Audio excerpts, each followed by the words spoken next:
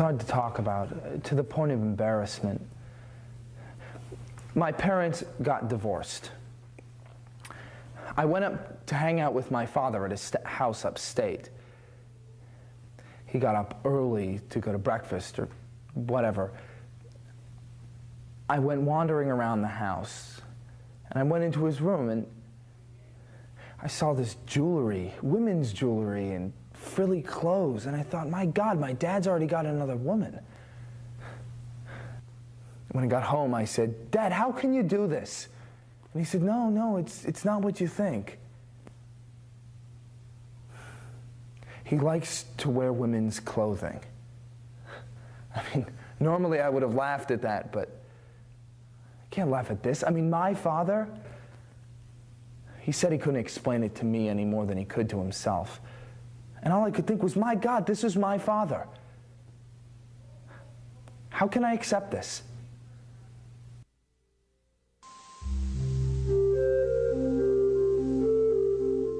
Transvestic fetishism is a disorder in which men experience an irresistible compulsion to dress in women's clothing.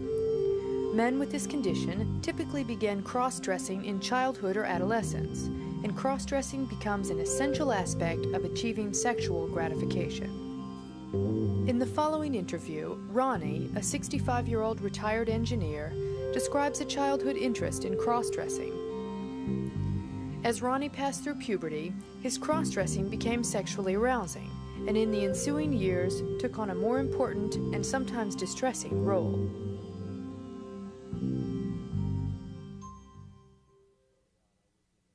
When I started out, I was in the closet. I would wear my mother's clothes. I didn't have any sisters. And I would wear her clothes and feel this comfort level and felt good. And it was a kind of a release from the tensions of the day, even though I was young, 10 years old or a little younger. And I did that all through grade school off and on. And like I said, it was pre-pubescent. You didn't know anything about sex. When you got a little older, you started wearing more frilly things. And when I started to outgrow my mother's things and I was brave enough to go buy things, this is for my mother or this is for my sister for her birthday or whatever. And then you'd get sexually turned on about this. I went through life wondering, what am I? Am I a woman trapped in a man's body? Am I bisexual? Am I homosexual? I didn't even know what a homosexual was when I first got going. I didn't even know what a cross-dresser was. I didn't even know what a transvestite was. And so I had all these questions, and I tried to be a macho boy. The girls would go off and play with their dolls, and I'd want to go play with them. They'd say, no, you got to go do boy stuff and play with the boys. So we'd go with the boys, you know, and we'd spit and swear and cuss and, you know, play in the mud and play football. And later on, when I found out what girls are and you reach puberty and stuff, you try to be really macho with it. But you always come back to this cross-dressing thing. You want to bring out the femininity, and you don't quite understand that. You don't know what's happening. Ronnie has enjoyed cross-dressing throughout his adult life. He lives life as a female and says that cross-dressing provides a sense of relaxation and relief. Ronnie is sexually attracted to women, but explains that this interest wanes when cross-dressing. He explains that over the years, it has become quite natural to dress as a woman, and explains that the goal now is simply to blend in and be accepted in society as a woman.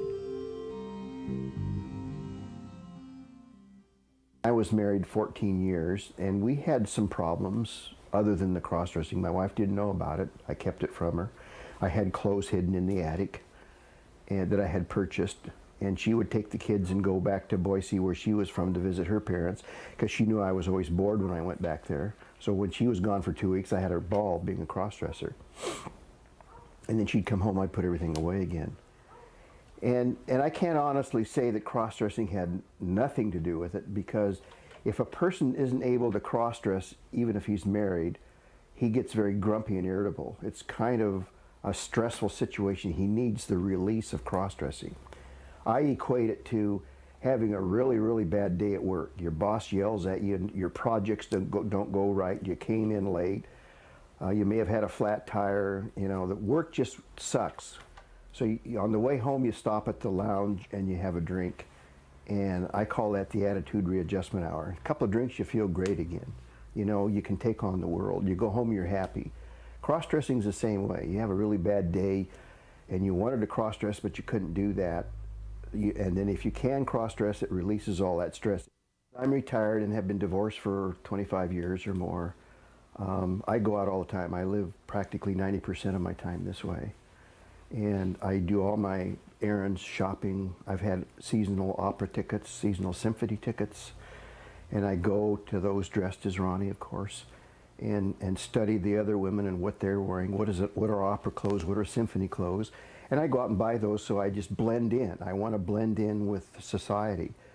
If you go out and, like some women, and I kind of envy them in a way, are real flashy and they wear really great clothes and, you know, they have nice figures and everything, and they're outstanding and they attract a lot of attention, but they're female. Now, if I did that, if I attracted that much attention, people would soon start picking up the male traits and then determine that, yeah, I really am a male, a man in a dress.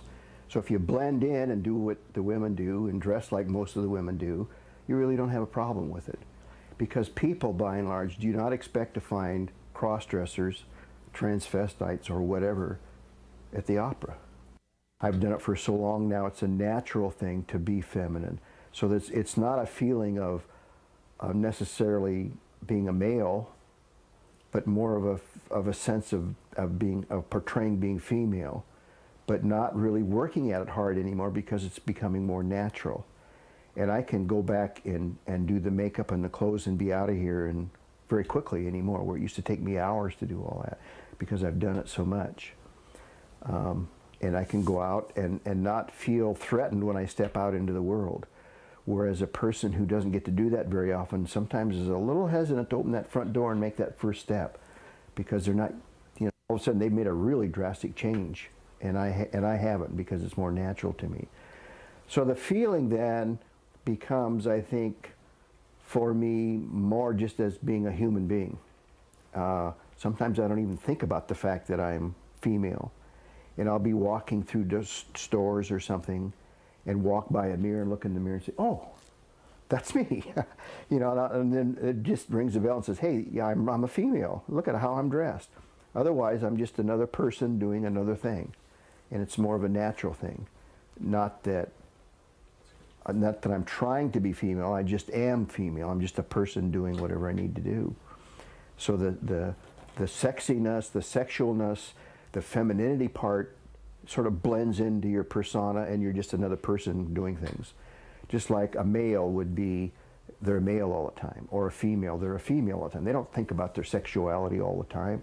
They don't think about the clothes that they're wearing all the time, other than just dressing for whatever they're going to do. And once they've dressed that way and they're doing whatever they need to do, they don't think about that. They just fit in. Ronnie believes that the need to be feminine was both inevitable and inborn. Throughout life, Ronnie made several attempts to stop cross-dressing, but has always returned to it. He admits that the need to cross-dress has led to conflicts and loneliness throughout life, and expresses the wish of having been born with a female body. I thoroughly believe we were born that way. There's something in our brain, there's something in our chromosomes that make us that way. I'm not totally masculine, I'm not totally feminine. I'm something in between. There's something in my brain that wants me to express the feminine part of my persona more than the male part. I dress this way because I'm trying to express the femininity that I have within myself. I would rather live in the world as a female. If I'd have had my druthers, I would have rather been born female. I always thought that my body as a male, well, that's what I was born with. And eventually maybe I can find out that I really am a transsexual and want to go for the operation, and they can do things to alter your body to make it more feminine. And then I thought, well, I really don't want to do that because I have 3 children who would lose their father, and that would be devastating for them. And I didn't want that to happen. I didn't want them to lose their father. And I like being their father. It's a lonely life for a lot of the reasons that I described, because you don't have anybody that you're really close to in a romantic way.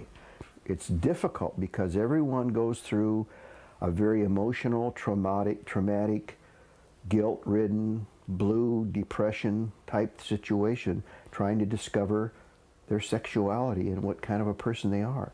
I mean, it's tough enough growing up through teenage years, trying to discover, going from childhood to teenage to adult. That's a difficult time in a person's life. But to be thrown in with the fact that you don't know what gender you are, what gender you want to be, you add all of that and the secretness that you go through in your life to keep this from everybody, trying to keep it from your job, trying to keep it from your family, trying to keep it from your friends because you didn't want the ridicule or you didn't want to lose your job. I mean, it's a traumatic thing. And then you're searching and searching and searching, trying to find answers. And when I started out at 20, 18 years old, all I could find were very, very scientific papers that were just difficult to understand. They were not very practical things. There was not that much study done on it. Now there's lots of material out there. There's lots of television programs. There's lots of books. There's lots of clubs like the one I belong to. There's lots of national organizations to get information from.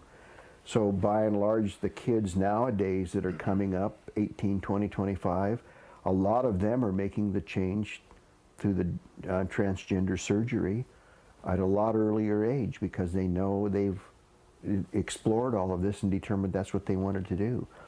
Our club and outreach things make it easier for people to come to grips with their self, with their lifestyle at a lot earlier age, so they don't have to suffer through 20, 30 years of marriage or lifestyle after they're 20 to figure out what they really are.